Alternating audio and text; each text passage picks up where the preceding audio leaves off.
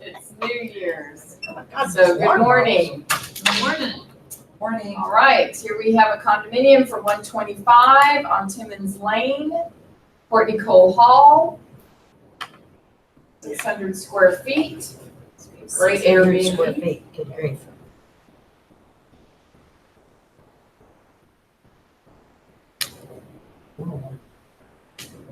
Greenway Plaza area. How much was it? 125. Pretty good. 12518 Rocky Knoll in Ashford Hollow for 334.9, Beverly Jordan.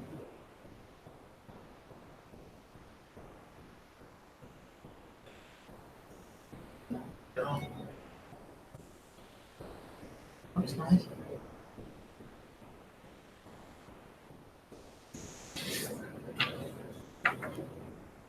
That shower door open to the outside? I know it kind of looks like it does. I think it's just a giant window. I just Wow, so look. open the outside, they could dog shower. Yeah, good put it. Just come in, hose them off, go back out. 13026 Mossy Bark in Eldridge Park, 345 Stuart Groves, 4388 square feet. Photos, yeah. 6703 Hawkins in Lakeland, Brazoria County, 349 Paul Silverman. Yeah.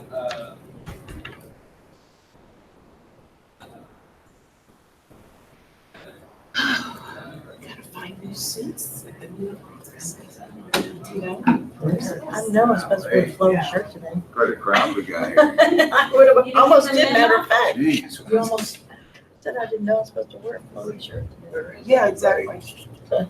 Oh my gosh, what is that? Garage apartment. That is Oh, wow. hilarious. Wait, Currently being used for storage, is that not hysterical? where is this? Where is this? This is in Brazoria Oh. County. Why would you put a picture? Yeah, Yeah. in Alvin. How they Alvin. do it, how they do it now.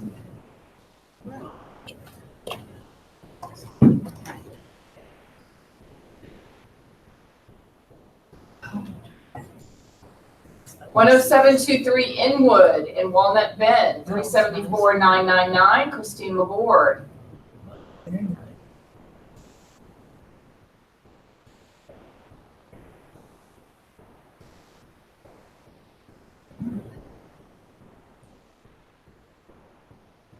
Does it say if it flooded, Robin? Let me look for you.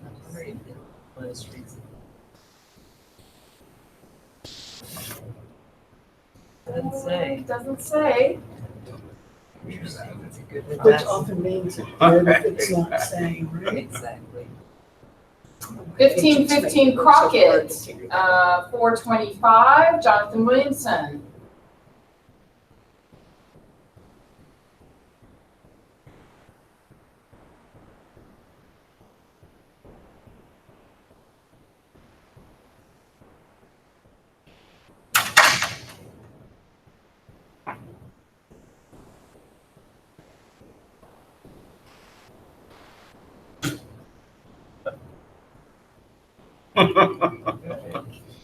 It's vacation.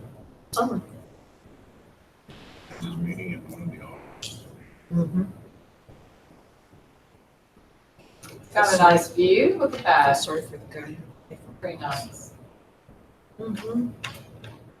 4031 Bellefontaine, 425 David Atkins. Maison Fontaine.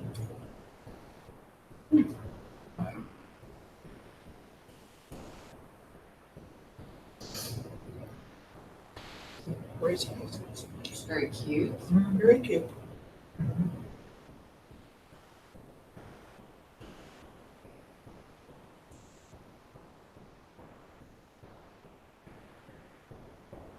Nice.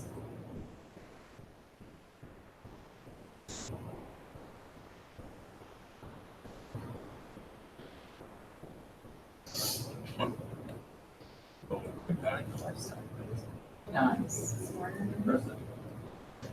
12401 Bay Meadow in Shadow Creek Ranch in Pearland, 575, Paul Silverman. Feel like the money here. Yard.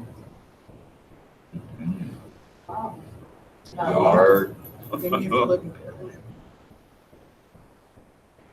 Virtually states on Uh-huh. That would benefit, yeah. Virtually state on. Big house. it. Nice house. Look at that giant yard. Nice. That interview, it's just straight phone. It's a 13,000 square foot lot. And you miss so much. 10943 Brit Oak in Britmore Oaks, 625, Catherine Brown.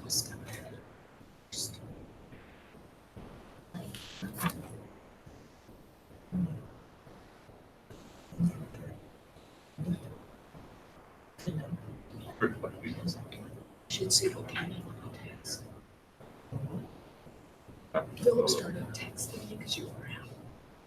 I'm pissed. 3411 White Oak in the Heights, 649.9, Yvonne Meyer. Cute. A lot of people do. Yeah. Almost.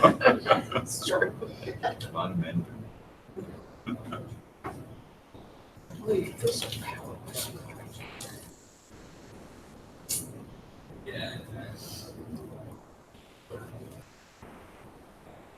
Nice attic. 12702 Kings Ride in Fawn Villas, 680, Joanne Lemons. 283 square feet. Sure, you still go off of that street. Photos. 5306 LaBranch, 739, David Atkins. Museum Park.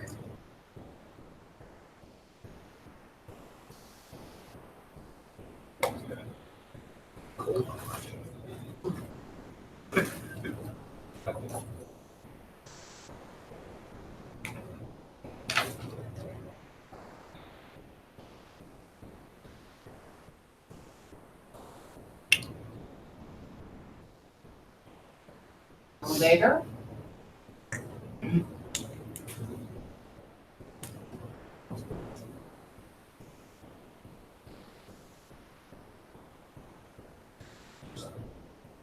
$54.15 John Draper, 775 Ragda.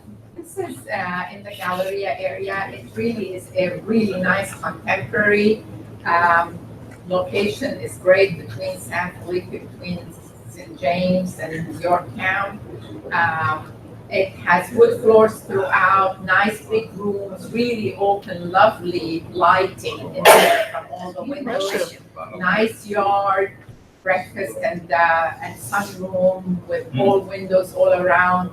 Nice kitchen. It can use some updating in the bathrooms and kitchen, but overall it's in good condition and it's priced really well. It's about 9,800 square foot lot. Big Good lot. location. Big lot. 775. Look how pretty that is outside. And the yard is all like maintenance free. They have it Yeah. with all this grow, like You know, what do you call it? Like ground cover. Ground cover. Yeah. Yes, it's really nice. Yeah, it's a good price. 2405 Holdy in Hyde Park, 799.8, Vicky Barzande. Look at the little pool.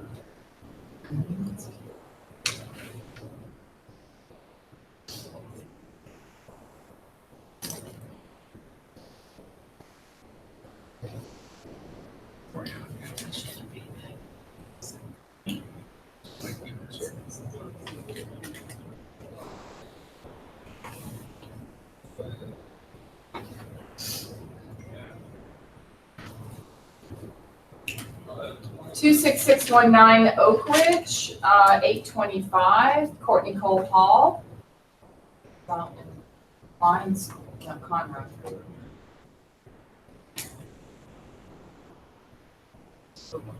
1515 Grand River in Grand River, Fort Bend County, 895 Carol Lance, You got a lot, 2 acres. 6,009 square feet. 2 acres. 2 acres. That's a lot. It's a lot of mowing. Less than 900. Oh, really? It's amazing. Mowing that lot. Yeah.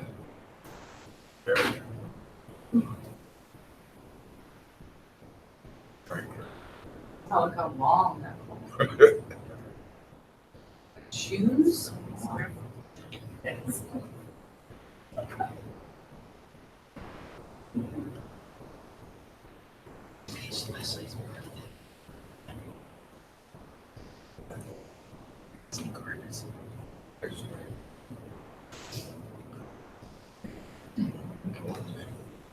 Come with a riding lawnmower.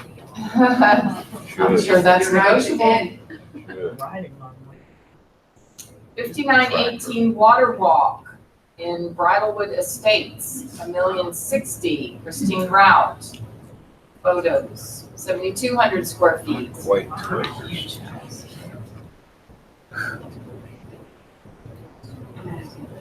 Twenty-three twenty-six Bissonnet, $1,224,000 Mike Spear.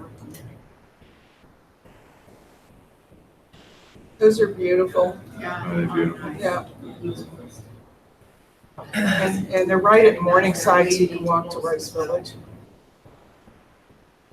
Yeah, or you can walk to Gilman. Is this Smith family home? No, this is Nick, who worked with Frazier, Scott Frazier. But this is not Scott Frazier, it's Yeah. Nick. It says Scott Frazier. Yeah. Oh, it does? Okay, Yeah. so it's still in conjunction with Scott Frazier. All right. It's a very beautiful build, Yeah. nice quality. What's with all the no photos, guys? 3131 Rosemary Park, $1,288,900 Haven't come in yet. and After Beal 2 Stein. days. This is 88 days. Absolutely. It's weird. No pictures. About that one. 811 Locktime Way in Crestwood, $1,325,000 Headley Carpus. That's really not Crestwood. Oh, sorry. Can't see.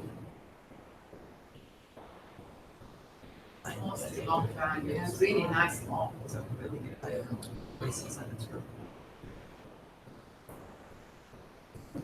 25,608 square foot lot. That's 12418 Huntington Wick Drive in Frostwood, $1,385,000 Sally Kamichek. A nice reduction. Sure.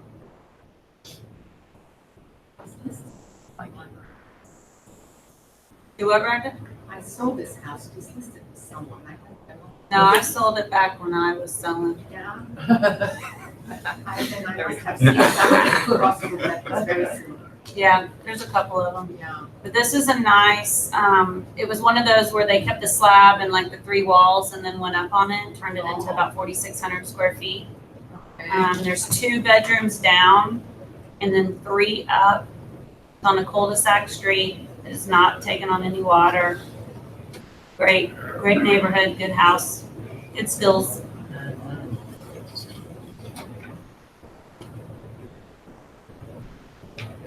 $2043 Southgate, $1,975,000 David Atkins.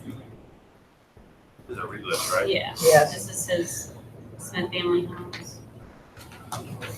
I think it looks fantastic.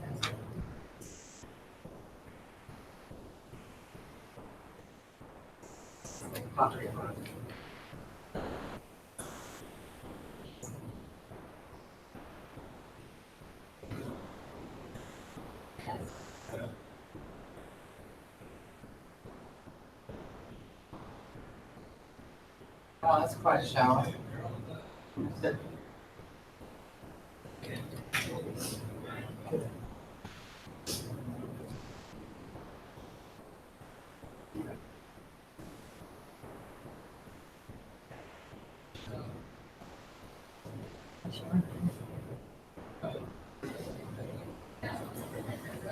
$8706 Stable Crest and Stablewood, $1,999,000, Martha Adger.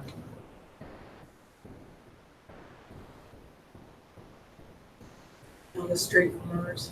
It's a real She risk, just, too. yeah, she just got She this. just took it over, Yeah. but it's a substantial reduction. That's vinyl. No. It's got some nice features. The weirdest thing about this house is that the only staircase for the whole house Right there. is In the in the kitchen. kitchen. Right there. Oh, really? That's it? Yeah. That's the Isn't that only weird? That's staircase. the main staircase? Well, but it may not only have up on that side of the house. Well, it has upstairs, secondary bedrooms are up and the master's down, so I guess the kids can come and go Yeah. and just be in the kitchen, but I've just never seen that before. Yeah, usually there's some type of front. Yeah, That But kitchen the- looks some of the really fini- dated. you know, Is it- some of Is that it's- just bad photos or is it dated? Y'all, this has come down probably many hundred thousands of dollars, so you're under 2 Because the million rest of the house stable, that's a doesn't, you know? part of the the rest market the closet, house I'm saying it's good value. hey, yeah, good. I hope you feel that way when I was Karen. You feel that way when we're about to split our listing and have an under $2 million house. Yeah. Yeah. For stable, That's right. it look at garage. Uh-huh. Breakfast in bed. Did you serve West State breakfast? Used to have it. That is? Martha has another one, 7 West Terrace Drive, $1,299,000. That's on your list too. And it's gorgeous. Yeah, Oh, which it started at like $1,595,000. What, it's in West Terrace on Crescent. Yeah, it's got too much stuff. Yeah. I'm proud of it. The thing, it's to get on it.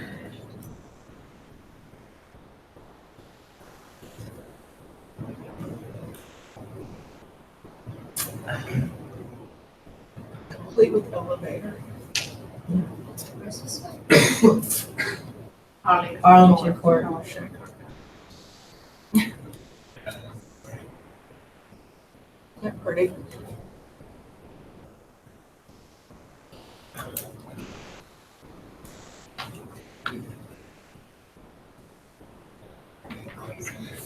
Okay, excuse me. Jack, got a new listing? Yeah, I've got a new one coming on. It's over on Mid Lane, right here in West Lane Place. This one is gonna be priced at 1.297. It has all the bells and whistles, folks. So compared to the Pelican right across the street, that's 1.5 plus, this one will rival it. Elevator, it's on a nice little patio, gated. The patio has a water fountain. It's absolutely beautiful, very, very private. The first floor is first floor living, travertine floors throughout. When they bought it a couple years ago, they put about $100,000 and completely updated it to nice, fresh marble, quartz, paint, whole Where is 9 this? yards. Midline. It's on Mid Lane. It does have an elevator at all 3 floors, How much, There- Jack?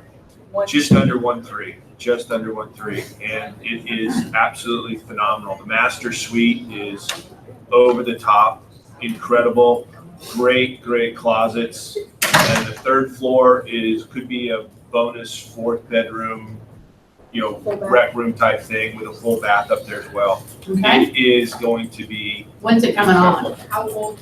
So it's a divorce, so I was supposed to be on Friday. The lawyers are still bickering. I'm hoping there's another meeting on this Friday, so it's coming. I just don't know when I'm having to wait, stand back. To But show it, yeah. man, guys, it's gonna be a beautiful, beautiful listing. Okay, okay. Betsy? I've got 2 new listings up on Lake Livingston. One is waterfront. It will start showing this Sunday. It will be $395. It's about 3,300 square feet, 5-bedroom home, 2-level home. Big. Master is on the first floor, and then there's a 2,600 3-level condominium right across the street on a double lot. That will be a separate sale for $99. Okay, Nancy? I have a listing coming on Friday, 1617 Barnard in the Museum District. If anyone has a remodeler or tear down to put something else up, it's a great museum location, 624. Okay, Ragda? It's a little high, but, What's the size? oh, it's tiny. It's 1,300. Okay, I have a lease that just came up in the Heights. It's a bungalow, looks like an old cottage, but it was built in 97. It has all the nice finishes and everything, priced at 3,700. If you have anyone looking to lease, please take them. Square foot. It's about 1,800 square feet. It's a nice size, 3 bedrooms, 2 baths, Okay. nice open kitchen. Any other houses, new listings? Okay, I've got one coming up in Bel Air in the 4600 block, so inside the loop. It's a ranch style, 3-bedroom, 2-bathroom. Yes, it did flood. It's been remediated. It does have a pool. We're putting it on for sale at $625 and for lease at $3,400 a month. So that'll come on today. My lot in Memorial on Locktine is a half acre. That should be on now. And then I've got we've got 2 new Al Ross houses coming up, one in River Oaks, one in Memorial. The Memorial one is going to be the most unbelievable one he's done yet. It is spectacular, absolutely.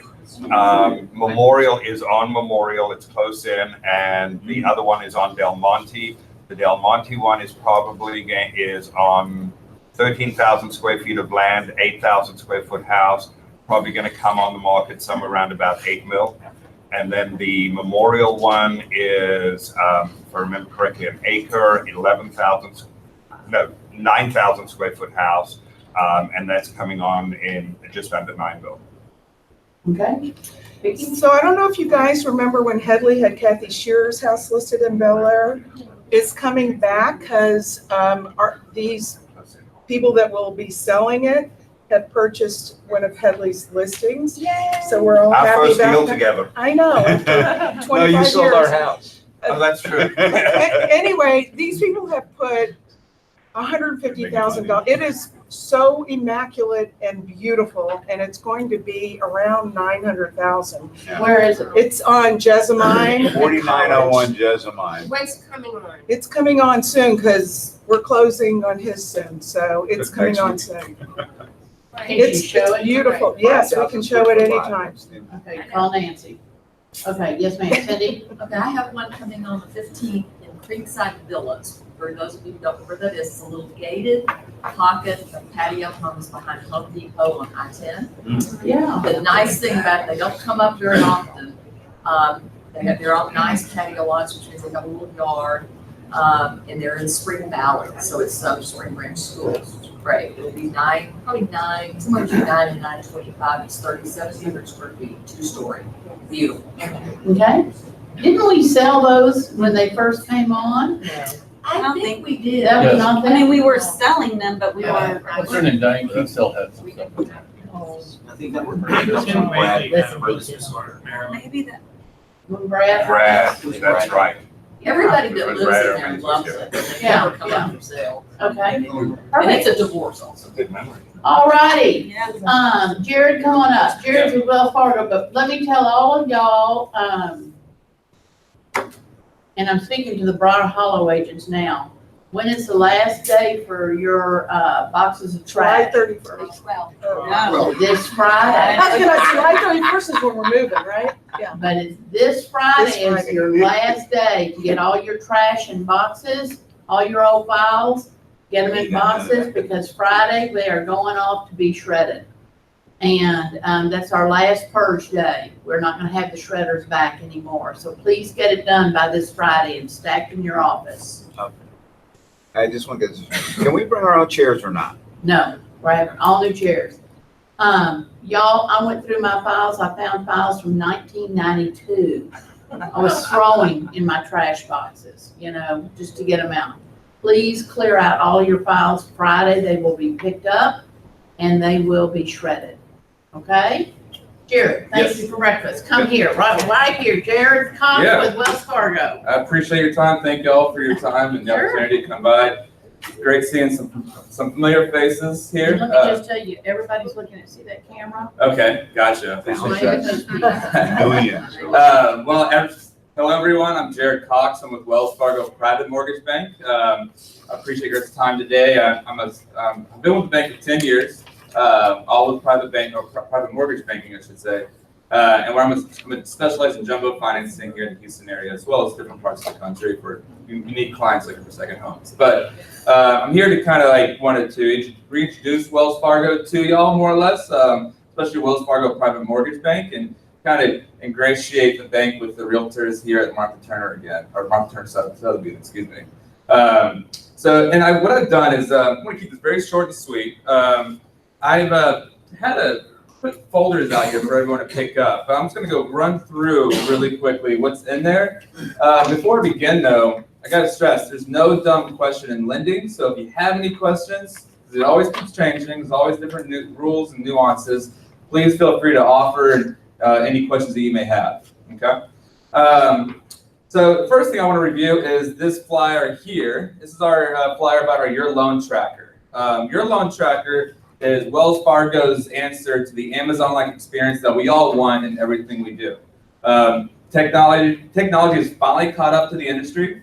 Everything has gotten more online based, whereas a borrower will do an application with me, and within an hour, I could have the application completed. I can have the borrower have the ability through this program to upload necessary documents, income, asset, and everything's built off the application that he fills out. So it's very, very clear in what he needs and what he needs to give us and what we needed from him as well. So, and also in addition to that, we can send this program initial disclosures, have the borrower sign necessary documents for processing, as well as satisfy intent to proceed, which is a regulatory item nowadays. And then, of course, let me submit the file and order the appraisal.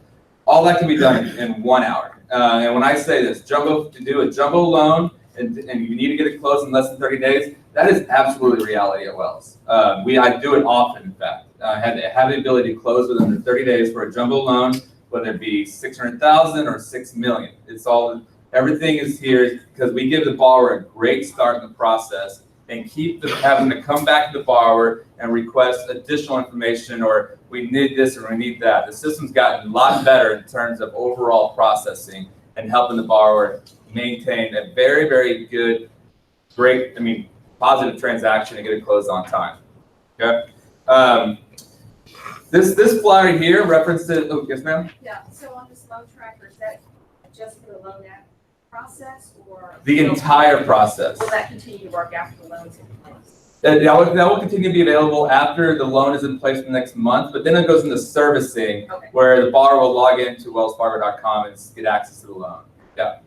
And then, also in the future, it's not ready yet, but in the future, realtors and builders and people involved in the transaction on a third-party basis will have the ability to also log in and monitor the file where it's at. Now, you won't have direct information on the file rate or stuff like that, but you will see that we are fully committed for financing. The appraisal's been ordered. We're clear to close. CD's been disclosed.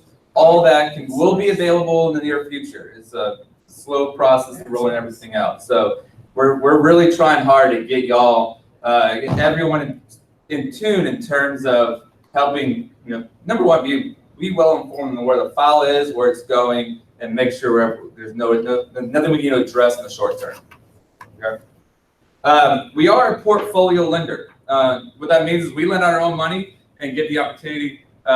We lend our own money, and there's no third-party person. That allows ourselves to give premium pricing on rate and product. Oftentimes I'm able to. I feel like one of the reasons why I'm at Wells Fargo is because we really do have, in my experience, one of the lowest rates for jumbos out there for across the board on products. 30-year fixed, the ARMs, interest only. But also, too, we offer the benefit of the borrowers for a mortgage recasting. You can do this as many times as you like. There's no cost with the exception of a $25 processing fee. But what it is say hypothetically, in simple terms, a borrower does a loan for $1 million. And then 2 years later, he sells the departure residence or gets a large bonus or whatever it may be. The borrower can take $200,000, $300,000 or whatever it may be and apply that to the balance of the mortgage. And we'll recast the remaining amortization, keep the rate the same, keep the term the same, but lower his monthly payment. So it's kind of like a free rate term refinance. So it's a big advantage for borrowers nowadays. It's all built on the fact that we lend our own money and keep it on our own books. So we have full control. That's for jumbo loans, of course. Anything, a conforming loan is a Fannie Mae loan. So it's a little bit nuanced in terms of who actually holds the note post-close. But that's something that helps borrowers in terms of, maybe finance or buy the house for 20%. Well, maybe the borrower comes to y'all and says, I want to put half down or put X amount down, maybe 30, 40, 50, 60%, and then do a mortgage.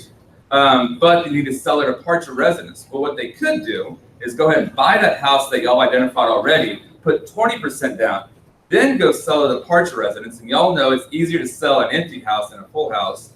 And then from there, take those funds that he receives within, say 3 months, all that process being done, 3 to 6 months, apply those funds to the recast, lower the monthly payment, and the borrower's in a good spot without having to really, and be able to move right now, really, is what I mean. So there's a lot more detail involved in this, but this is something that's very, very, that's cut a lot of people's eyes the last couple of years.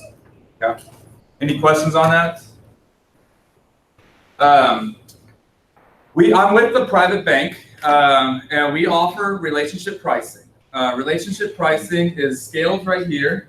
It's a minimum of $250,000 to $500,000. You get an 8 off of your rate. And this is across the board in all products. Interest only, ARMs, 30-year fixed. And it's scalable up to, if you have $1 million or more with the bank, then you get a 0.5 point off.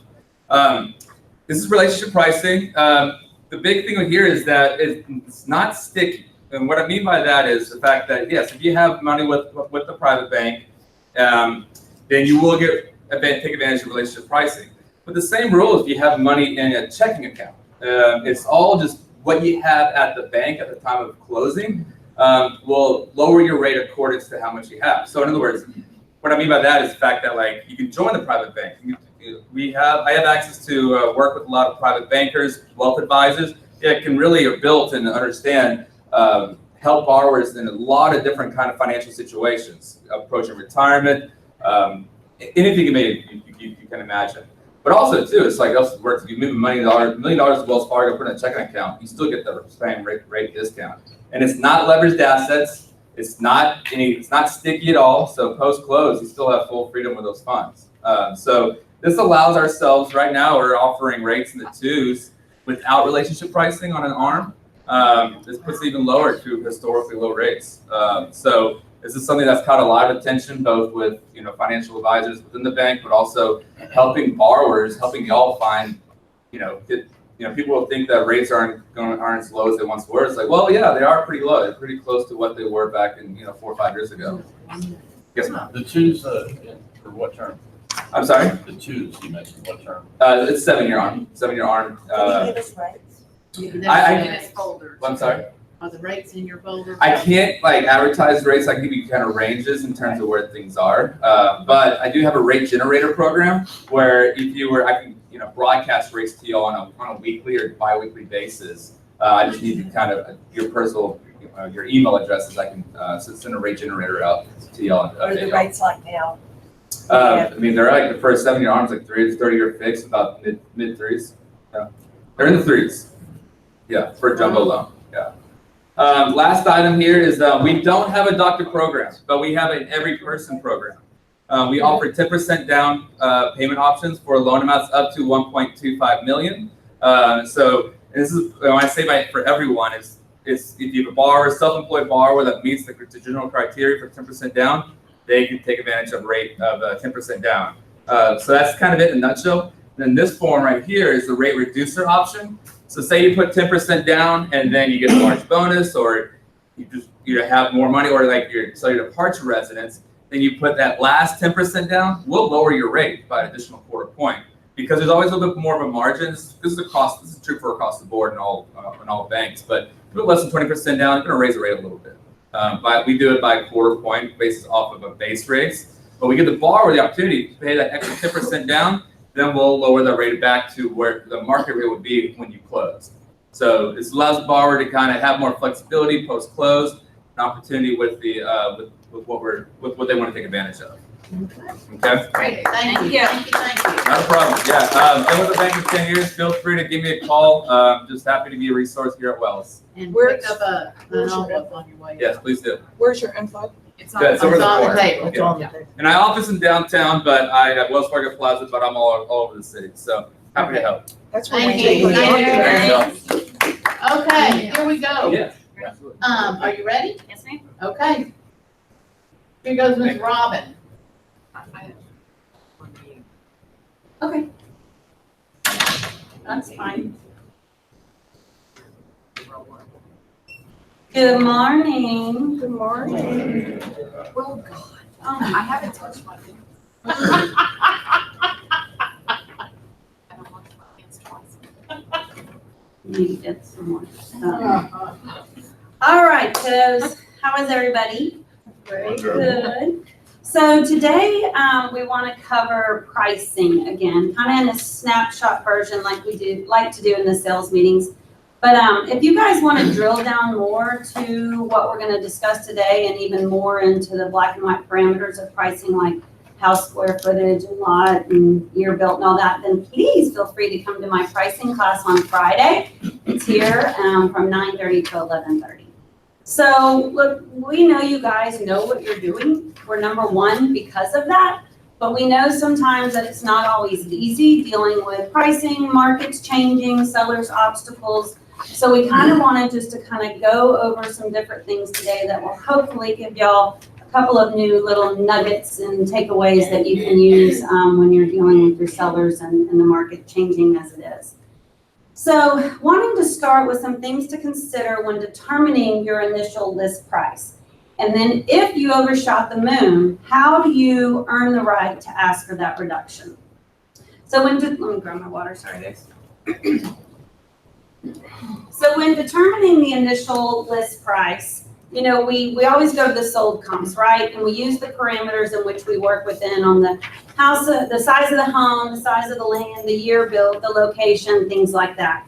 And we narrow in our comps. But the initial price to me is more than just the sold comps. It's like y'all heard me say before, it's the bigger picture and it's the rest of the story.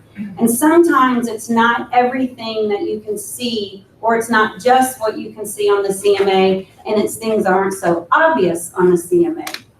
And so on your handout, this first page kind of starts with some things to keep in mind when you're working on your initial price.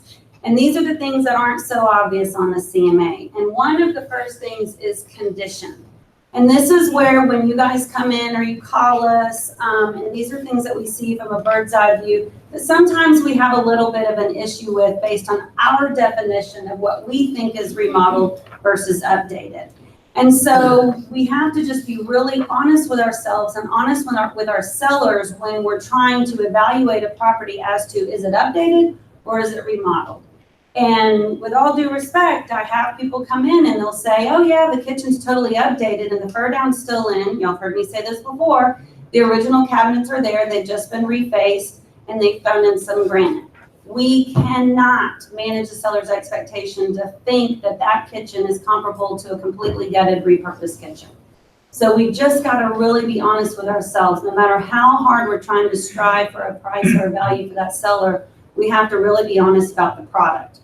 Another area on condition is just the age of the mechanics. And this is why one of the pages in the PMA is what do we need to know about your property? And making sure that you guys are asking the questions about the age of the mechanics on the property. Knowing if the roof, you know, is original, knowing the age of the HVAC, the water heaters, the appliances, all that goes into it. Because you cannot be fair, it's not fair, and you can't be accurate to compare, say, an original 2000 to a 2000 that's totally been mechanically updated and in tune. You've got to manage the seller's expectations to understand that you have to leave that room for the buyer to make those improvements. And speaking of improvements, thanks to the designers, we pretty much have a 3 to 5 year shelf life on improvements. And so I know sometimes we deal with sellers that are like, well, I just redid the kitchen in 2005. Or even as time goes on, I just did it in 2010, 2011. But we all know the trends and the wants and the needs are changing, and that is just your job to be able to explain to them. But if it's not done in the last 3 to 5 years, and maybe even providing them visuals of what other kitchens in their neighborhood are selling and what they look like, if we don't look like this, then we're technically outdated. And so there has to be some type of value differential, you know, in our comps. So just be aware of those things. And y'all heard me also say before, you know, I dealt with this a lot in Memorial. I had a 1965 home that was a completely original 1965 kitchen, right? And then the neighbor down the street had a 1965, but they had redone their kitchen in 95 or 2000 or 2005. And so then that seller thought their house was worth more than the 1965 original. But at the end of the day, it's gonna cost the buyer the same amount of money to redo the 95 kitchen or the 65 kitchen, right? And so those are the conversations that we have to have, because otherwise the seller is just gonna think, oh, I'm worth more because my kitchen's 95. Forget the fact that it's gonna cost the buyer the same amount of money. You know, so just try to keep those things in mind when you're talking with your sellers. And then the other thing is lifestyles. I know we sell houses, but we really sell what, right? And we sell the amenities that create those lifestyles. The mud rooms, the sport courts, the motor courts, the summer kitchens, the pools, the walk-in closets, all that kind of stuff. So again, this is just an area where you can't see it on the CMA necessarily, but you've got to be able to dig deep into all those properties and know and be honest with yourself as to what do you look like? Do you look like a clean slate? Or do you look like, you know, a resort? And if you're comparing apples to oranges, then you need to be aware of that, and there needs to be another, you know, value differential in your value evaluation. In lifestyle, one thing that we always deal with sellers is that lifestyle might not always get your dollar for dollar return on value, right? But it might or might not get your buyer. And that's just also something to talk to with your sellers. They just put in the $150,000 pool and they expect a $150,000 return. That's not necessarily how it works. But if we're not having those conversations, then they really don't know otherwise. Another thing just to kind of keep in tune is because I feel like we spend so much time on the solds that sometimes when we're having conversations with you guys and we say, well, what's pending or what's your competition, we just hadn't gone that extra step. And so please go that extra step. Know what your actives look like. Know what your competition looks like. Know if you're comparing apples to apples or how you compare in condition and lifestyle and all that matters. Are all the bedrooms down? Is the master up? Do we have a 3-car garage? I mean, what's going on here? Because sometimes we just get lost in the average of the CMA, that we're just not taking it one step further to realize everything out there that's on the market that's technically is our competition might be superior to us. And, you know, we need to be aware of that. And then the pendings. Y'all know how we feel about pendings. Pendings are the best indicator of the current market. And so always know what's going on in the pending world. Are there any pendings? Because what if there aren't any pendings? That's a really bad sign, right? Yep. But does your seller need to know that? Yep. You know, so just, again, take it that next step and make sure you're being aware of all that's going on. And a lot of times in the pendings, you can start to see if there's a trend. Are the pendings trending flat? Are they pending up, down? How's the market changed from when you're dealing from the sold comps that you're kind of hanging your hat on that might have been 3 months ago? Pendings are today. And then always review the property archives, okay? For all your comps. Figure out how they got to where they are. Especially if they're pending, how did they get to pending? What kind of reduction did it take? And how long did it take once they got to that reduction for them to go under market or under contract? So again, just always, take that next step and kind of dig deeper into the comparables that you're talking about. And I think the property archives are sometimes, a good source of information. And then stats. Can y'all see this? I mean, I know it's in front of y'all, but can you just make it a little bit vivid? You've got. I don't know how to. I feel like I have to hit the button. Okay, these are my 2 favorite stats, and y'all know I'm a total dork, and I love this stuff. Days on market. You have got to know your days on market for your marketplace. That is the allowable time that property has to sell in that market. You understand what I'm saying? So whatever the DOM is for your solds, definitely look at your pendings is how long you have to sell that property. Until what? Price reduction. Until it's inventory, until it's stale, until what's wrong with it, nobody wants it. And then it becomes a statistic in what? The months of inventory. And months of inventory is how long those current listings that are currently active on the marketplace in your market have to sell. So if you have a 12 months of inventory, that means it's going to take 12 months for all those active listings to sell. And whether you're on the front end of it or the back end of those 12 months is going to be really dependent upon your initial list price. So DOM to me and MOI are huge because they're going to keep coming up in our conversation today as to pricing, how long we have. How many sellers have y'all had tell you, oh, I got time. I'm in no hurry. Well, that's great, Mr. Seller, but the market says how long you have to sell. And currently, your days on market is 60 days. So we have 60 days to sell this property until it's perceived to be stale and in the months of inventory. And I'm promising you at that point in time, you're going to lose marketability and you're going to lose negotiation ability, right? But we've got to manage that and tell them that. And then here's another thing that I love to do. On the price check. So you guys come in and you have your comps, because y'all know I love this stuff, and you say, okay, I figured out, I think I'm about 450. I go, awesome, okay. So let's take out all your parameters, okay? Let's just keep the time frame and let's keep the location. But let's not put any square footage in, let's not put any year built, let's not put in any lot size, and let's take 400, well, let me keep with the example that I've got in my head. So let's just say 850, okay? So now let's take the price range.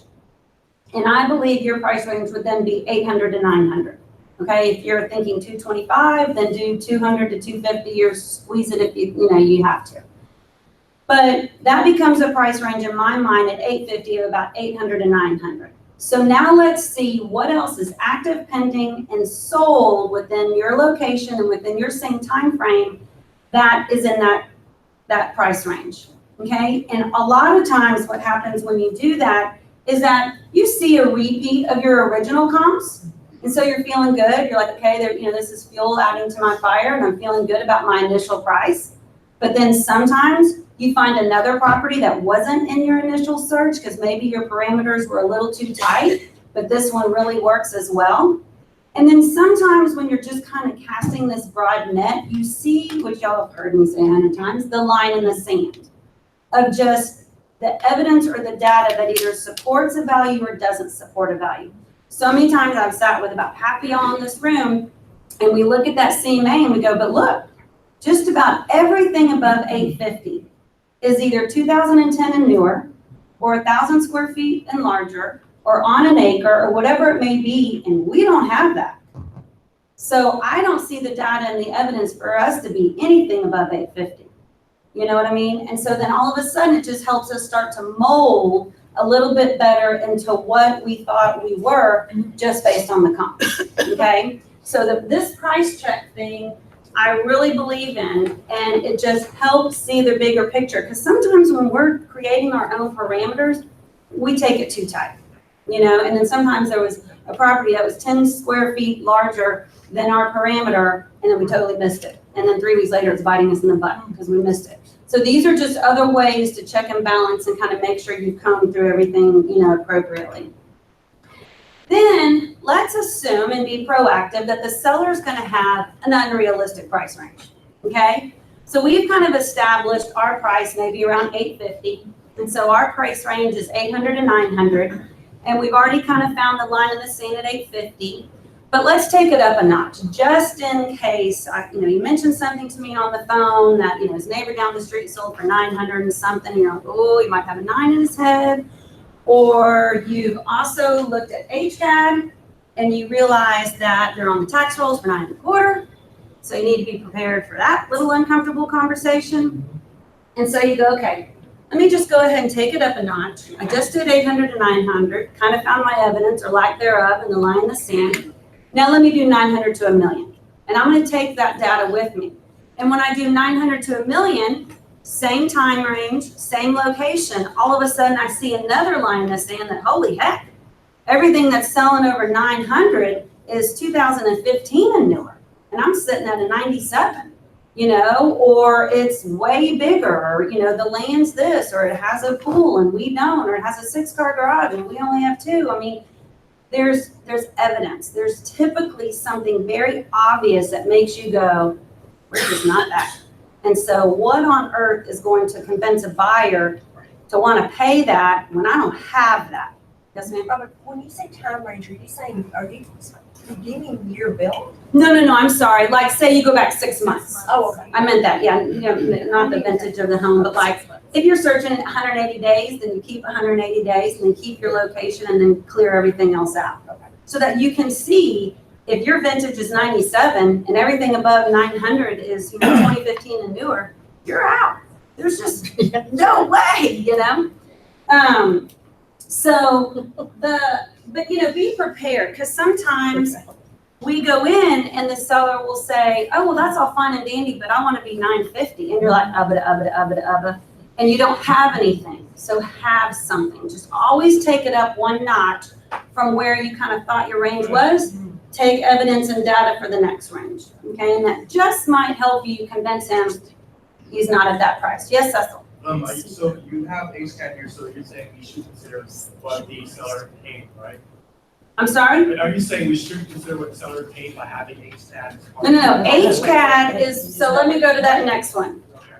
Okay, so always know the HCAD value. HCAD is what they're paying taxes on, okay? And I do believe as time goes on, that HCAD's getting a little bit more in line with actual values. You know, 3, 4, 7, I can't remember, years ago, we had a dude stand right here and say they had no access to MLS. And then I think about 2 or 3 or 4 or more years later, somebody else came in and said, yeah, we do.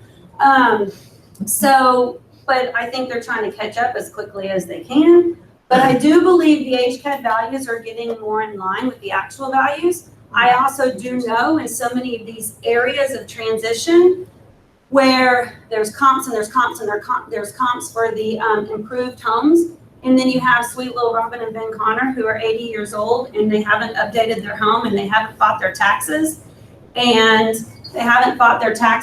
all of a sudden their house is being taxed at a value that it's really not worth because the county thinks they're improving it and it's got Carrera marble and it still has Formica. You know what I mean? Mm-hmm. So just recently, we dealt with some sellers who were just high in the sky on tax value and the market wasn't there. Because these sweet little people have lived in there for so long and they haven't fought it and blah, blah, blah, blah, blah. So know the HCAD value. Know what you're up against. Because if they're on the tax rolls for something higher and they're thinking that's what they're going to sell it for and you have to tell them otherwise, you need to be prepared for that. Don't be blindsided by it. And then bless you. And then, you know, if the market's beyond the tax value, well, then you're a hero, right? You know, but just know which one you're going into. Does that answer your question, Cecil? Great. And then the HAR price ranges, okay? Another thing that y'all know I'm a complete dork about.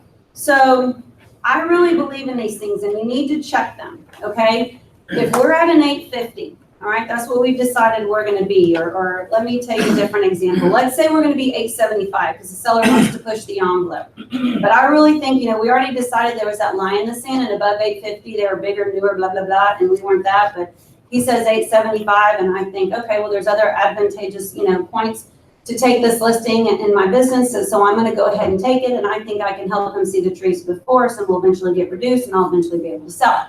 So I want my sign in that yard, right? So I take it. But then I have to manage his expectations and I have to explain to him and I have to be aware of that if I really think we're an 825 property and there's 12 months of inventory between 800 to 850, the buyers are finding everything their little heart wants between 800 to 850. And they're not having to go to another search range. They're not having to go above 850.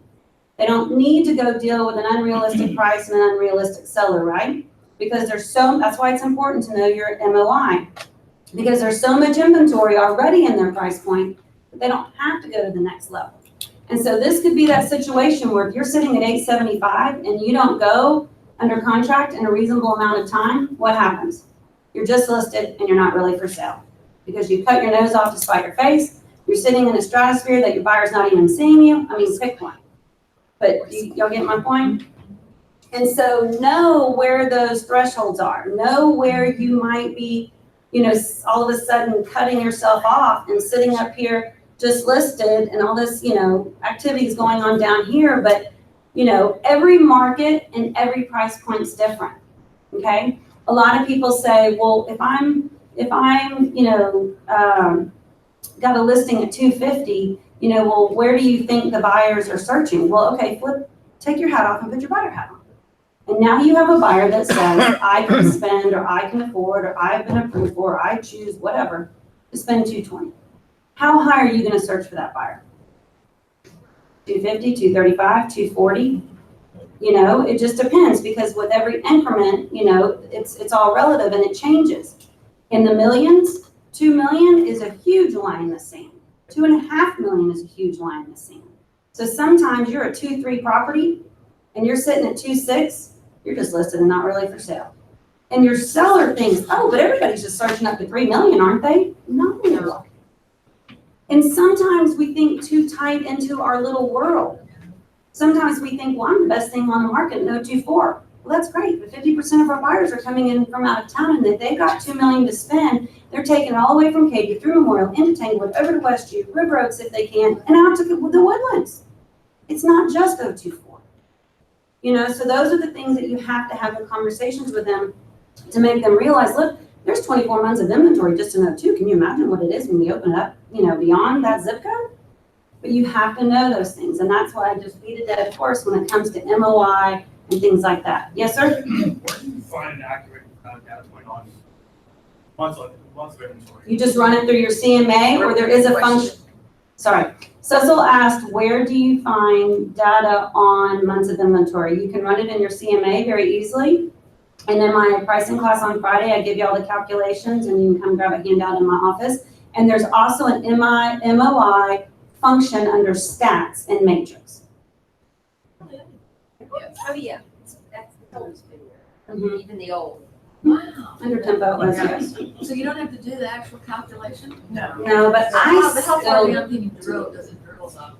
it has a lot of the same, so they were asking how far down you can drill for MOI. It has a lot of the same search fields as like what you see in Matrix when you're just searching properties. You can pick areas, zip code, bedrooms, square footage, So lot. it's in that field, but you're picking what you would see. You're still selecting Is there a criteria. field I can add into my, I believe you can add criteria to it, yes. so in MOI, okay, gotcha. Yes. Okay, so any other questions just on this section before we jump over? Okay, so, you know, we spend a lot of time doing all this analysis. And then we go to the seller and we're ready to suggest our initial list price. But at the same time, we're dying to know what the seller thinks, right? But we're the experts, so that's why they called us. So we don't want to lose control of the conversation. And sometimes I'm not really in the feeling that I want to ask the seller what he thinks it's worth, because then I don't want to get into this cat and mouse game. So something that came up at the G&E, and I've used it now a couple of different times on listing presentations with you guys, is instead of giving a price, that's really what I used to do, give a price range. And I think a lot of y'all already are doing this, so I just thought we'd talk about it as a whole. So instead of an actual price, give a price range. Give yourself a 10% either side or whatever, you know. So if I'm thinking it's really $850, go either side, you know, so somewhere between $840 and $860. You know, what would you like to do, Mr. Seller? Because the idea, again, behind it is that our real job is to inform the client. And the client's job is to decide. But right? do you do 10% or do you do that tight of a? I think it depends on the price point range. So if it's higher, you can Yeah. go wider. And I think it also depends on how you've been able to really narrow in on the comps, and there's enough, or do you kind of have this wonkiness where you're like, geez, how did this one sell for this and this one sold for this? Okay. And so you open up your range. You know, if you're at 2 million and you give it a $400,000 range, well, then knock your socks off. I mean, but the idea behind it is give a range and let them pick the price. Now in doing that, you guys need to know the difference between reach pricing and beyond pricing. Okay, because you might have just let the seller just run with it, right? And so know the difference between reach pricing and beyond pricing. And then you guys, we've talked about it 110 times. You have to decide if the seller's wanting to reach or go beyond your range, are there other advantages to your business to go ahead and take that price and move forward with him? And that's what you guys have to decide. And most of the time we decide yes. We want the sign in the yard. We think we could pick up buyers at the open houses. We might get other listing presentations from the neighbors coming in the open house. I'm gonna go for it, and I'm just gonna do my best to manage this seller. And so you move forward. Let's see, okay, so yay, you win the listing. And then, as y'all know what I've said, the data dump begins. And hopefully you guys are using all the tools and resources that you have to market your listing. And if you're not, then hopefully this handout will remind you of all the things that are kind of at your fingertips to use for your listing. But also after this exercise today, maybe it'll reinforce why you should be using a lot of these tools and resources, because then it's helping you earn the right to ask for the reduction when you might have overshot the mark. So you're out there, you're fighting for your listing, you're doing your social media posts, you're making your brochures, your resorts, your e-flyers, your showings, all that kind of stuff, right? And the list just goes on and on. But here's the question.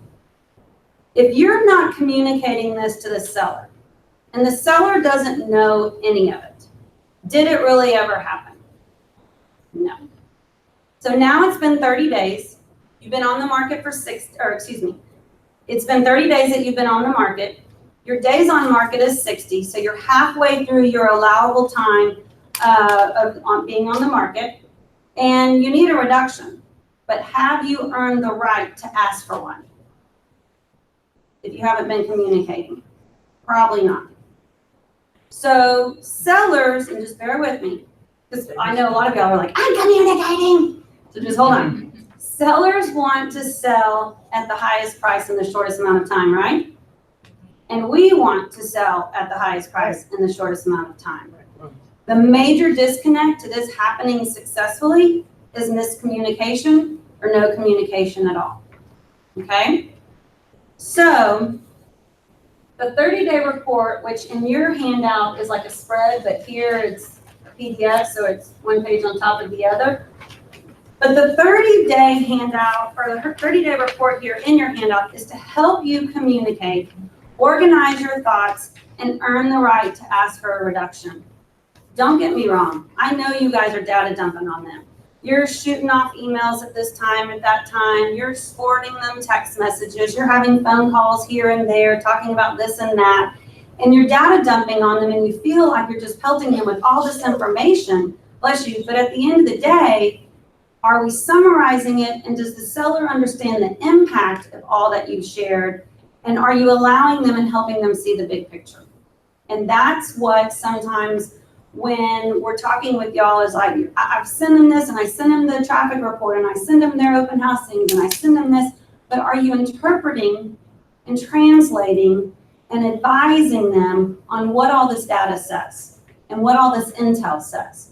So hopefully this 30-day spread here in your handout will help you kind of organize your thoughts, that if you did overshoot the moon and it's been 30 days or 60 days, whatever that time is that you decided we need to re-meet, how to put the data and the evidence in front of them so that you can earn the right to say, we need a reduction. And hopefully you've proved to them from all the evidence or lack thereof as to why the price that we originally started with isn't currently working.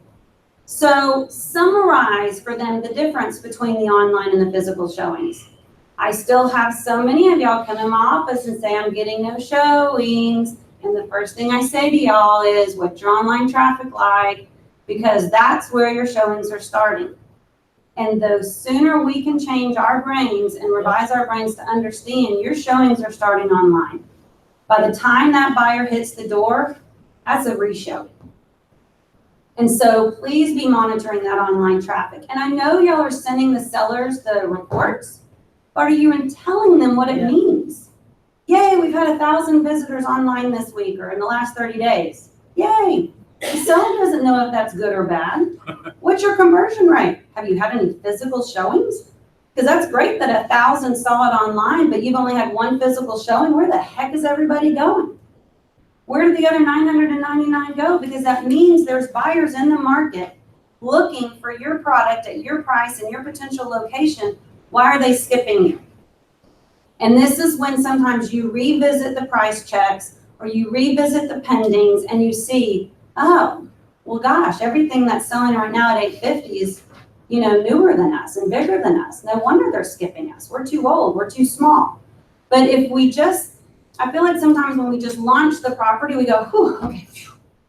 And then we go into the marketing part of it and we're trying to sell it, but we're not still staying in tune and analyzing the marketplace. So these are just, little probes and little things to just encourage y'all to continue to market it or to monitor it. So make sure when you're sending them all this online stuff and the traffic reports and the market insight reports, give them some interpretation to it. Is this good? Is this bad? Wow, I can't believe we had 500 visits online this week, but we didn't have one physical showing. So what's going on? Well, I've looked into the data, and you just trying to figure it out together. But we really don't know that. I mean, half of it's realtors. No, the online traffic that. Yeah, the clicks. It's me doing a market analysis on Not these listings. It's supposed to only come from HAR. It's not supposed to capture matrix traffic. On your phone. If you're on the HAR app, Yeah. it can still be you. Mm-hmm. Yeah. But it breaks it down from. But even if it's you, It's can help. That's It's not yours. It's about 100 Yeah. I mean, you a day. can't just discount And mobile and say- No, not at all. But even if say you even cut it in half. That's a good point. I wonder if they filter out, when you log in, you can log in as a consumer or a realtor. I wonder if they filter that out, Differentiate. realtor versus consumer. Yeah, I don't know. We can ask them. Yeah, that's something. We'll ask Nathan. And some of it is the seller looking too, but not all. Sure. Right. I mean, Let's say you even cut it in Right. half. You say you've had 500 visits this week. Right. Let's say half of them were your neighbors and your families and the realtors. So let's say it's 250. We still didn't have a showing. Right. Yes, sir. There, if you go in your hit counter on Matrix, Mhm. and you open that up, it breaks it down. It's pretty interesting. So now it breaks it down for client likes or stuff. I mean, it's not gonna actually, I don't think you can get the definitive number of clicks for consumers. Right. But what you can see is it'll show you if it's been favored by a client. But I mean, at the end That of would the be day, what helpful. difference Which is does it kinda make? helpful. Still traffic, yeah. I mean, what getting all that, you're not difference getting does a it showing. make? There's a Yeah. disconnect between what they see and the value they Right. perceive. But I mean, it's No, so I almost get you. worse. Some of it could Almost worse be, if not most necessarily agents- the direct buyers, but Professionals we'll don't. ask Nathan if they already are splitting out and we just don't realize that, or if they That's can. in there as well. It shows you agents. Okay. Let's look at that, 'cause I Hey, don't Jack, know what is about that? that. So Where is that? That's- On the, HAR on traffic your, report. on your front of Matrix, on your home page, you know where it says your listings, your pendings, whatever? Yeah. Down near the bottom of that little list, it says my hit counter. Click on my hit counter Okay. and your I've never listings looked that at you that, so I have guess that we are don't there. know this. Okay. It's gonna break down a lot of the information and stuff that's happening behind the scenes in Okay. Matrix. All right, there. we'll look up, it's my hit counter on Matrix, and we'll look that up and provide information so everybody knows where to grab that. Some of the things that we want y'all to consider when you're kind of reassessing the marketplace is what other pendings or what other properties have come on the market since you listed? And the big one is what other ones have gone option pending? And did that buyer's agent show you? Because I ask a lot of y'all this, and sometimes we don't necessarily know the answer, or we haven't gone far enough into property archive, because now, you kind of have to click one more time to see who is the buyer's agent that put it under contract. And sometimes there's intel right there for you, because you find out that Susie Q, who showed you a week ago, put Barbara's house down the street under contract, and you're like, what? And so now you can at least call her and say, hey, I see, is that the same buyer? Why'd you pick them over me? But that's something you can bring back to the seller to explain what are the buyers thinking and why are we selling everybody else and everybody else isn't selling us. So again, just one more thing to help y'all remember when you're struggling with one, check back on this handout and make sure you know, that you're turning over every stone, and maybe one of these things might help you from one day to the next. Yes, Bessie? Well, please correct me if I'm wrong, but it doesn't show that anymore. I guess it's for security. No, correct? it's on Property Archives.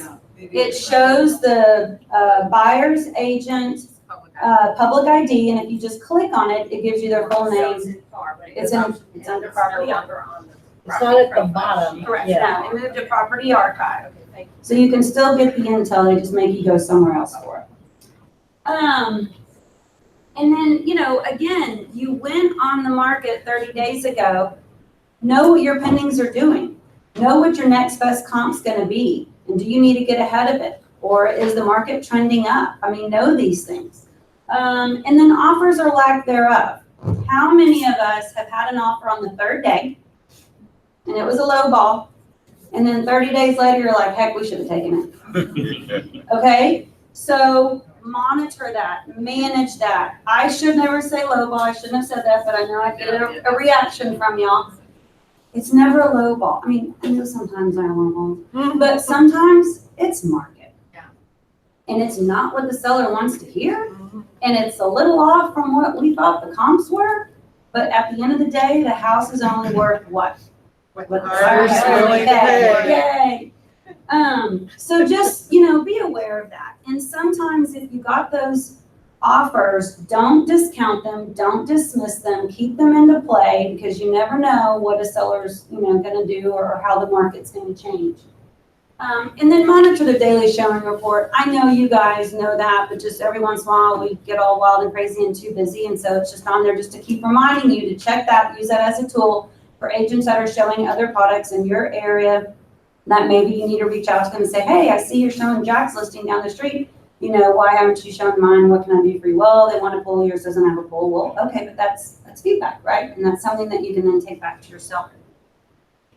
And then, you know, just all you guys are a huge tool for each other. So make sure you're sharing with the seller what you guys are saying about the properties or about the property, or what you guys are learning about the market and the sales meetings and the market meetings and things like that. Sometimes we just get so busy and it's so second nature that we're not regurgitating, if you will, all this stuff to the seller. And so then they're not progressing with you in the whole process. And then you get to the finish line, you're like, we need to reduce. And they're still 2 weeks behind. Because they're like, wait, what? Why? You know. So this is just more, you know, things to keep y'all, hopefully trying to keep them in tune with you. Marketing. Always revisit what you've done. And then when you know you're going to keep moving forward for another 30 or 60 days, then let them know what you're going to do, maybe what you're going to change based on what you learned from the last 30 days. So always keep, you know, whether it's the open houses or, you know, resorts or whatever, just what are you going to continue to do? And then always revisit your price check. Do it again. Just see if there's any more relevant comps, if anything's changed in your price range. Also know if your days on market is shrinking or widening, you know, whatever might be happening. And then this is back to my favorite one about now you realize you're 870. Well, let's just say we were at 899. That's a better example. So let's just say we were at 899. And we've had a lot of activity. We've had a lot of reshows. We really feel like we've got a lot of people swarming, but I can't get them off the fence. Okay. So then that's when maybe the buyer needs a nudge. And that's when maybe you go to 875. Okay, because maybe there's just that one bathroom or a couple of things that they're just like, ugh. And so you go to 875 and that kind of gives them the nudge off the fence. That's a perfect reduction. Okay, and hopefully it works, right? But you're sitting at 899. It's been radio silence. It's crickets. You've had 1,000 online showings, but nobody's come through the front door. You've given out cookies and made sandwiches and popsicles like Betsy Vanderbrook for your open houses, and nobody's come.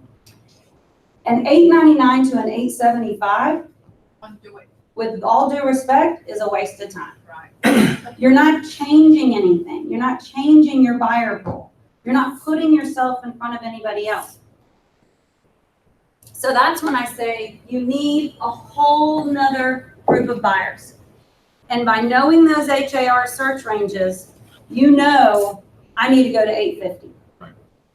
I have to go to 850. If you like 849, knock your socks off. I like 850, and sometimes the sellers buy into it better because you tell them, let's go 850.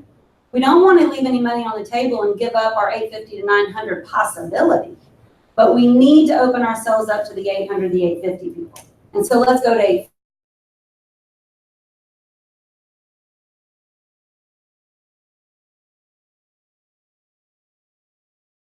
And I'm like, well, great, were you having reshos or, yada, yada, yada? And you're like, no, it's been dead.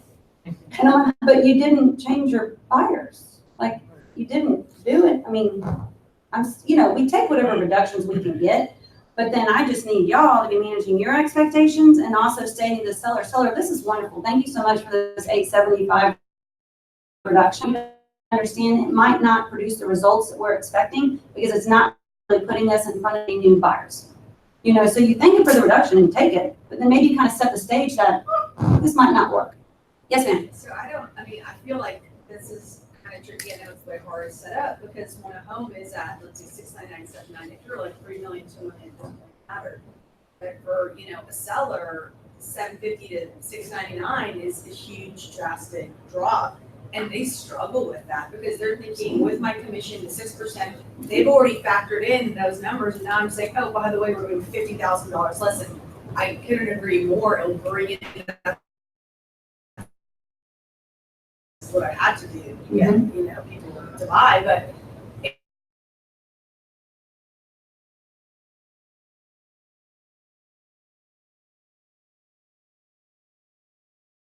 You've done the price point check. And I really this, if you're assigned at $899, you're not 850 plus property, okay? So if you've done the price point check, you've already proved to yourself that everything above 850 is bigger and newer and there's no evidence to support your price. And so it might not be what the seller wants to hear. And like Marilyn has said 110 times, do you want me to tell you what I think you want to hear, or do you want me to tell you the truth? And if this isn't what you want, then I'm sorry, and let's take it off the market, or you rent it and let's just move on. But then if they say, yeah, we're just gonna wait, okay, wait for what?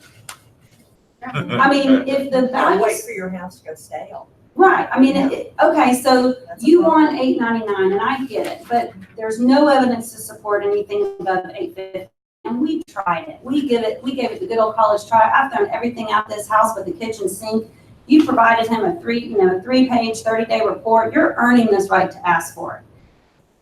And you say, and he says, well, that's just fine, but that's just not really what I want, and we'll just wait. Wait for what? I mean, what do you know that's going to happen in the economy or in this world? What are your financial guys telling you that's going to appreciate this value in your sticks and bricks?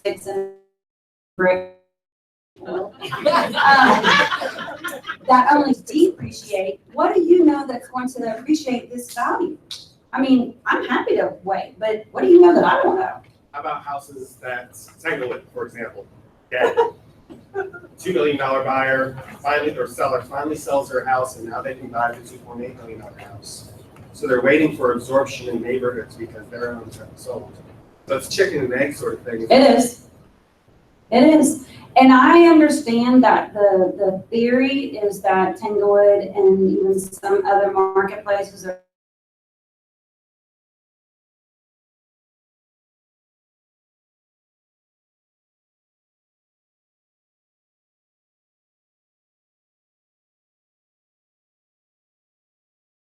showing resistance to the values. And if the sellers want to hang on for what, there are buyers for their home. They just have to become more in tune to what the house is worth today. And it has never had anything to do with cost approach. Y'all know that. You can Google market value all day long and it does not equal cost approach. So, I know what we deal with Tanglewood, and we're dealing with it in the Memorial as well.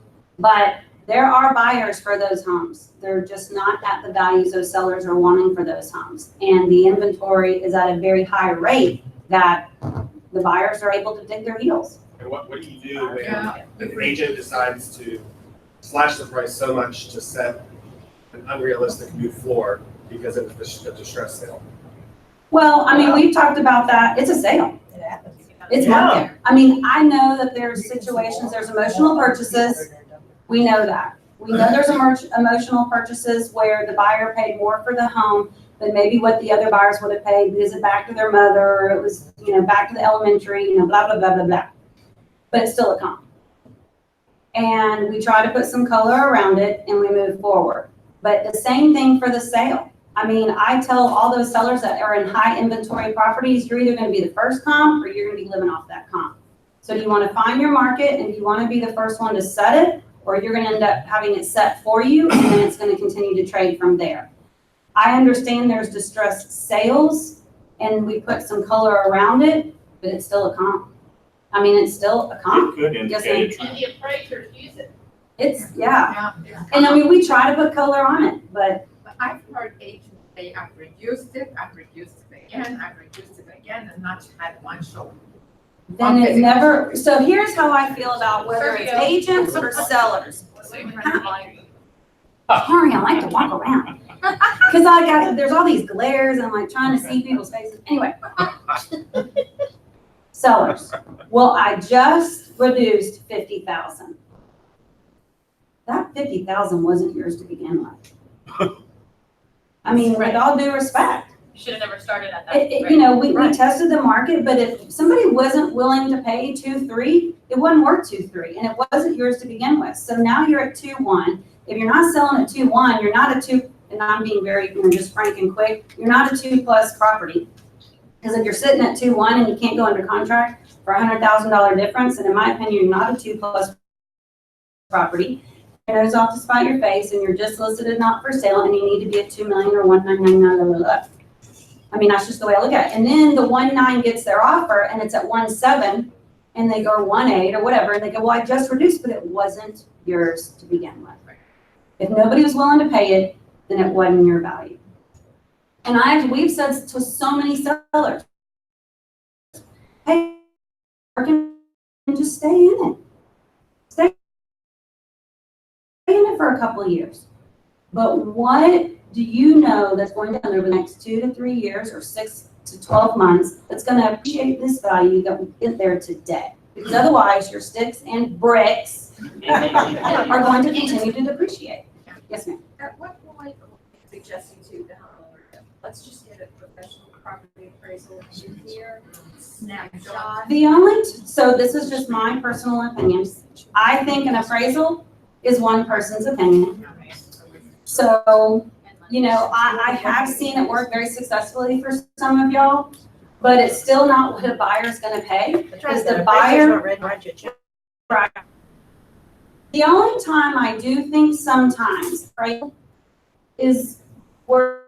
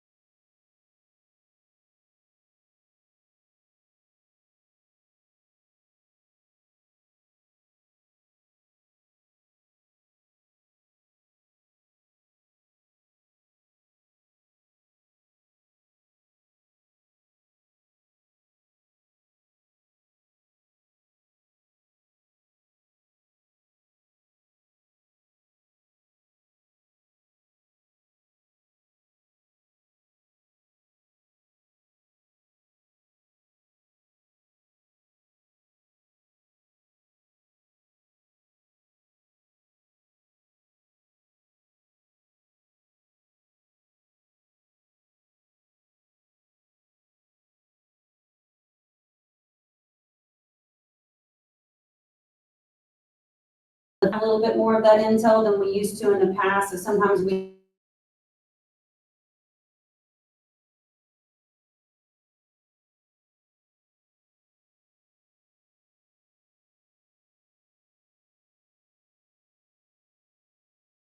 appraiser was just doing it to do it, and it was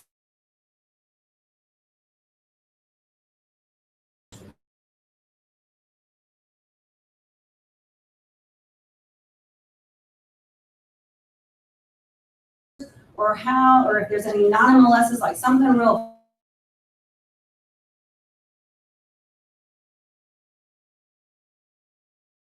but not necessarily to hang your hat on the value. If there's no absorption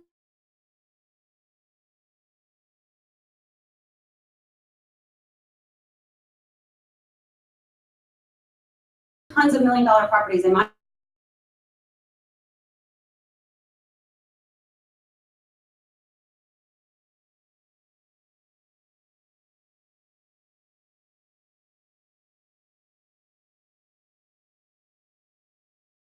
from buyer's agents, they're showing all over, and they're trying to figure. It's coming to my mind.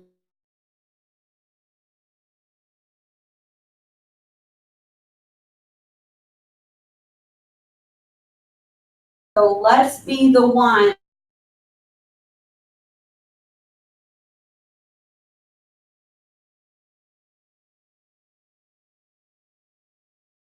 Buyers out there that are willing to put that money into something. It's just not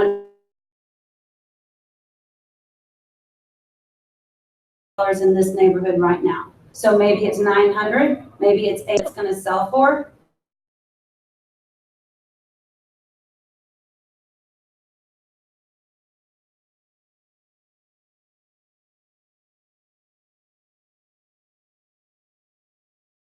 Butts off better than anybody in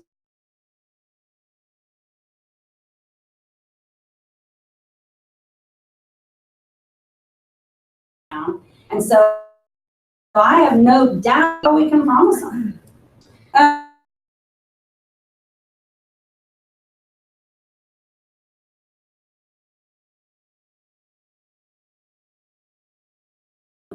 So we kind of talked about that, and then I just wanted to talk about the bubbles, because this is kind of some and going crazy in all your spare time. You still have a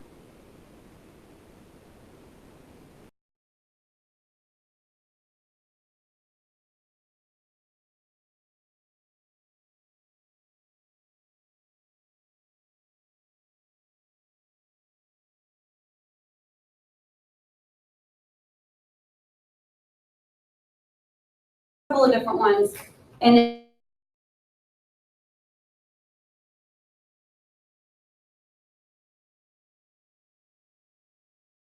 say you do set a price, okay?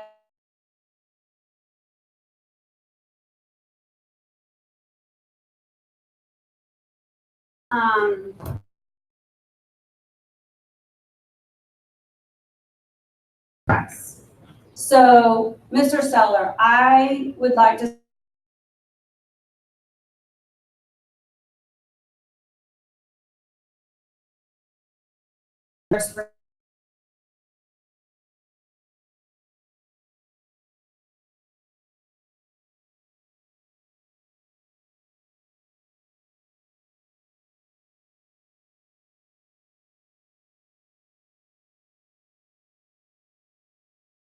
and then you go, and then the seller says after 3 weeks of it being at your price,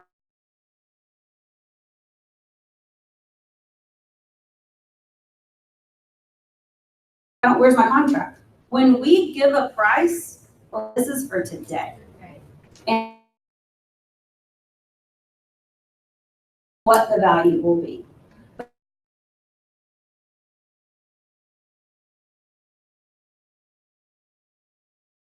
Is going to be there. David's price is off.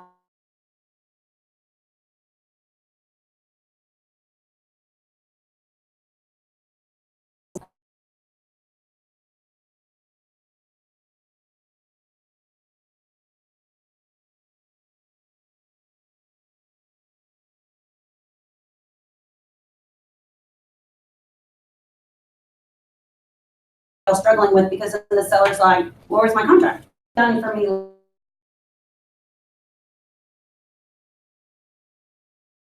Feels the physical showings, right? And we're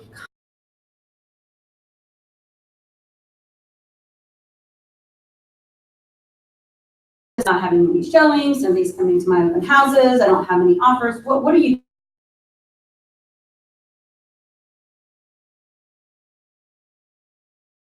done for you? You've had 1,500 or what my marketing's doing.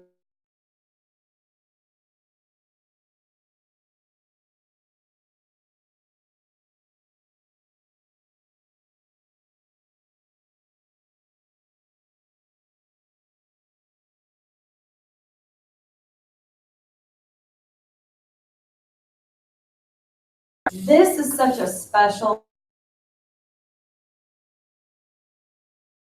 so strongly about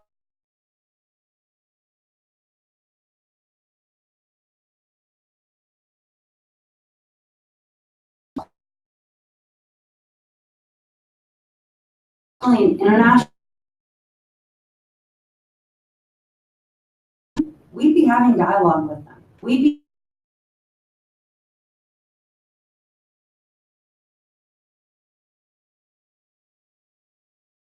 not to be able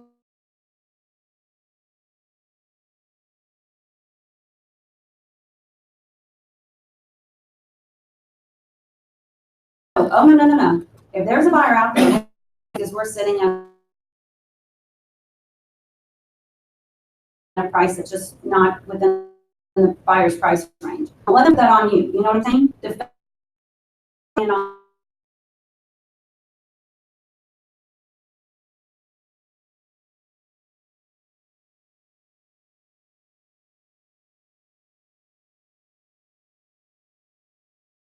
the play.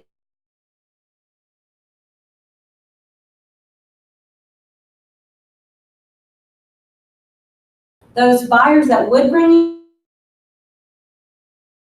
for between 800 and 800.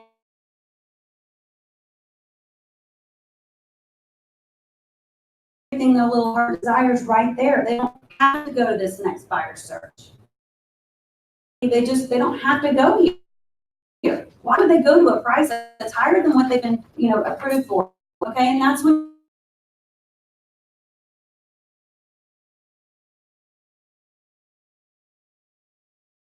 So on the Sotheby's,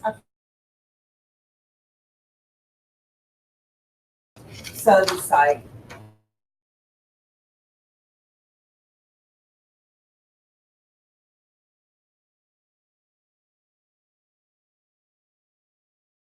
property or for the company? No, for the It's in the company.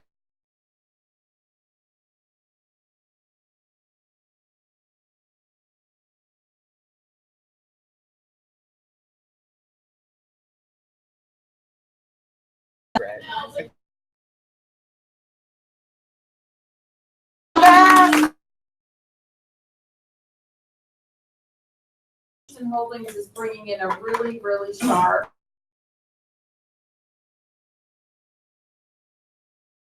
media person, especially for us, and I don't see that. 3 people signed.